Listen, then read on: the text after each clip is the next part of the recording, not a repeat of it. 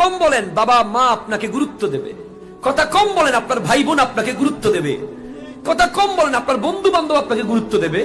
যত কথা কম বলবেন, আপনার কথাটা মূল্যবান হয়ে যাবে। সবাই একদিন বলবে, ও কি বলে দেখো। কারণ সে সব সময় বলে না, ঠিক কিনা? সব সময় যদি বক বক বক বক করতে থাকেন, তাহলে আপনার কথার আর কোনো মূল্যায়ন। প্রতিদিন যা বলে তাই বলবে আর কি। কথা কম বলেন। আবার কথা কম বলতে গিয়ে এমন না যে একেবারে কথা বললো সবাই টেনশনে আছে, সেরকম না। যতটুকু প্রয়োজন, মা খাল্লা ওয়াদাল্লা, যা বলবেন দালিলিক, যুক্তিসঙ্গত, অযৌক্তিক কথা বলার দরকার।